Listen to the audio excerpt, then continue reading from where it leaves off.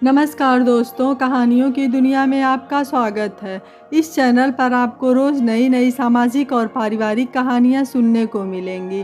कुछ कहानियाँ आपको हंसाएंगी, कुछ रुलाएंगी और कुछ कहानियाँ आपको गुदगुदा जाएंगी। तो चलिए ऐसे ही एक आज भी पारिवारिक कहानी हम शुरू करते हैं। आज की कहानी है बच्चों, तुमने मेरे साथ धोखा करके मुझे ये बताने पर मजबूर किया कि बाप तो बाप ही होता है। शिल्पा किटी पार्टी से घर लौटी तो आते ही सोफे पर धम्म से बैठ गई। अपनी सासू माँ आरती से बोली, मम्मी जी मेरे लिए खाना मत बनाना, आज बहुत हैवी नाश्ता हो गया है, मैं थोड़ा आराम करने जा रही हूँ। इतना कहकर वह अपने कमरे में चली गई। शिल्पा और मनोज की शादी 10 वर्ष पहले हुई थी। मनोज एक सरकारी ऑफिस में काम करता था। उसके पिताजी भी सरकारी नौकरी में थे तथा मनोज की शादी के 5 वर्ष बाद रिटायर हो गए। नौकरी के दौरान ही उन्होंने लोन लेकर अपने लिए घर बना लिया था। मनोज से बड़ी बेटी थी जिसकी शादी मनोज से पहले हो गई तथा वह विदेश में अपने परिवार के साथ रहती थी। शिल्पा के मायके में सभी कार्य मेड करती थी, इसलिए ससुराल में आकर उसे घर के कार्य करने में कोई रुचि नहीं थी। आरती जी ने इसे भी सहजता से लिया।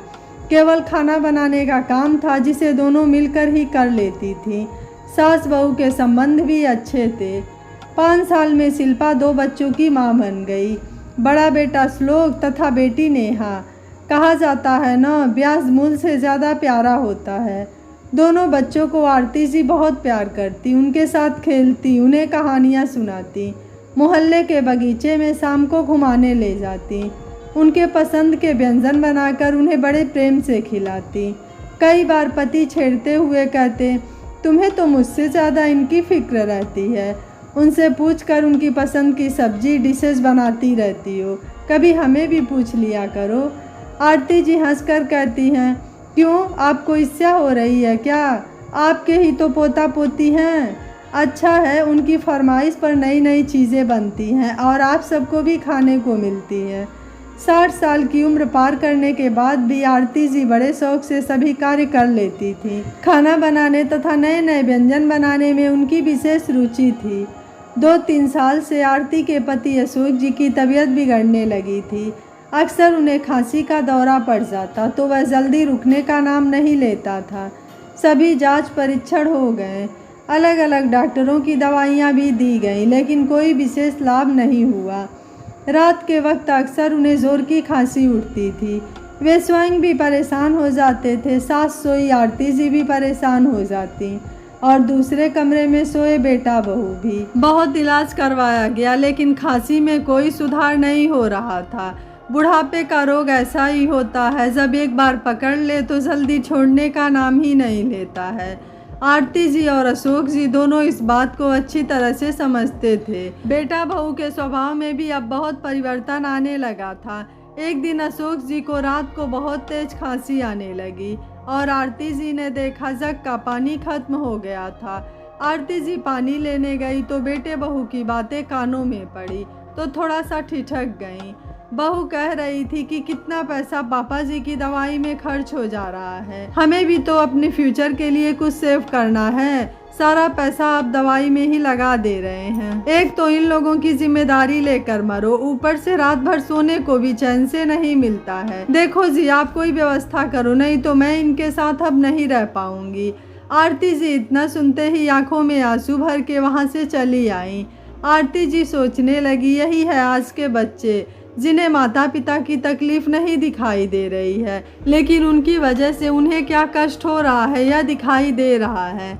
और उसके पिता को रात भर खांसने में कितनी पीड़ा होती होगी यह मेरे बच्चों को नहीं दिखाई दे रहा है। जब अशोक जी की खांसी थोड़ी कम हुई तो आरती जी की आंख लग गई और कब सुबह हो गई पता ही नहीं चला। आरती जी यह सब बात अशोक जी को नहीं बता सकती थी, लेकिन अशोक जी भी बेटे बहू के अंदर आए इस बदलाव को महसूस कर रहे थे।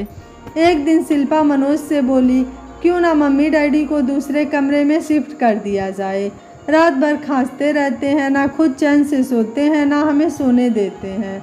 मनोज ने पूछा, किस कमरे में शिफ्ट कर सकते हैं? एक कमरा बच्चों के लिए है और एक तो स्टोर है, उसमें ज़्यादा रोशनी भी नहीं है और हवा भी नहीं आती। तो क्या फ़र्क पड़ता है, उन्हें तो वैसे भी खांसी होती रहती है, ज़्यादा हवा की क्या ज़रूरत है। और रही रोशनी की बात, तो कौन सा वहाँ किताबें पढ़नी है या सिलाई कढ़ाई करनी है, शिल्पा लापरवाही से बोली।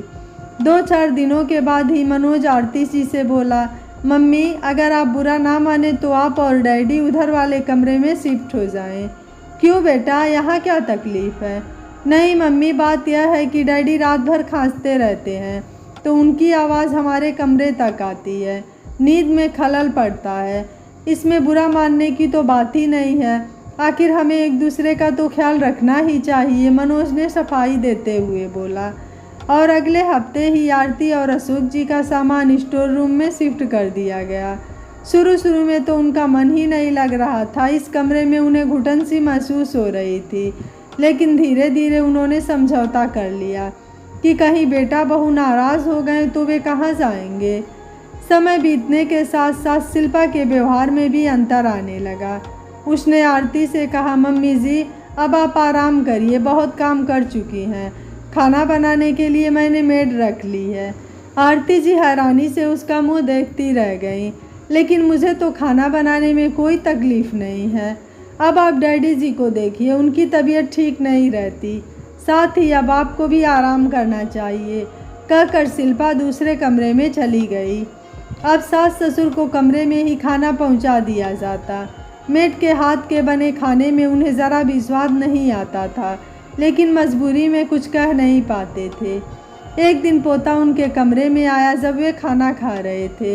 एकदम से बोल पड़ा, अरे दादी दादू, आपकी थाली में पनीर की सब्जी नहीं है, सिर्फ दाल रखी है। अशोक तथा आरती जी हैरान रह गए, अब उनके खाने पर भी नियंत्रण होने लगा है। अब किससे कहें, शिल्पा तो पिछले कुछ समय से बहुत जल्दी गुस्सा हो जाती है और बहस करने लगती है। बेटे से कैसे उसकी शिकायत करें, कहीं वह बुरा ना मान जाए, क्योंकि शिल्पा ने अब सभी पर नियंत्रण कर लिया था। फिर तो ऐसा अक्सर होने लगा, कभी थाली से दही गायब होती, कभी कोई विशेष पकवान, कभी कोई स्वीट डिश, इसका पता बच्चों के द्वारा लगता। कुछ दिन बाद ही मनोज अशोक जी से बोला, डैडी आपकी तबीयत ठीक नहीं रहती, मैं चाहता हूँ आप जीते जी मकान हमारे नाम कर दें तो हम सब के लिए ठीक रहेगा, बाद में कोई परेशानी ना हो, इसलिए ही मैं कह रहा हूँ। और उसने पेपर उनके सामने रख दिए। अशोक जी और आरती जी अवाक रह गए। अशोक जी ने सोचकर कहा, बेटा यह मकान तो आखिर तुम्हारा ही है, जब तक हम जिंदा हैं तब तक तो हमारे नाम पर रहने दो। क्या आपको मुझ पर विश्वास नहीं है? क्या मैं आपको घर से बाहर निकाल दूंगा? मनोज तैस में आकर बोला, लेकिन अशोक जी ने उस पर दस्तखत नहीं किए। अब धीरे धीरे शिल्पा के साथ मनोज के व्यवहार में भी फर्क आने लगा। आरती जी और अशोक अपने कमरे में ही सारा दिन रहते, बच्चे और शिल्पा मनोज अपने में व्यस्त रहते। उनके पास बैठने या बात करने के लिए किसी को फुर्सत ही नहीं थी।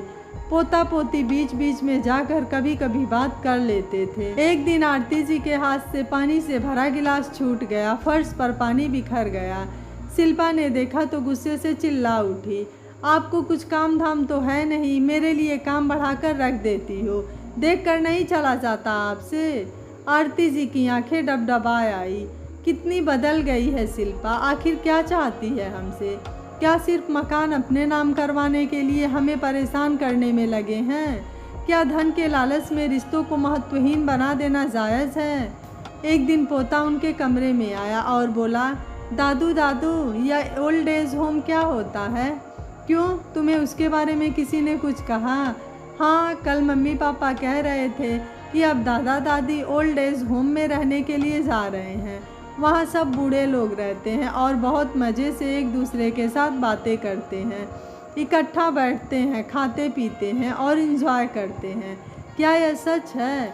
अशोक जी और आरती के ऊपर तो मानो गाज गिर पड़ी, लगा पैरों के नीचे से धरती सरक गई है।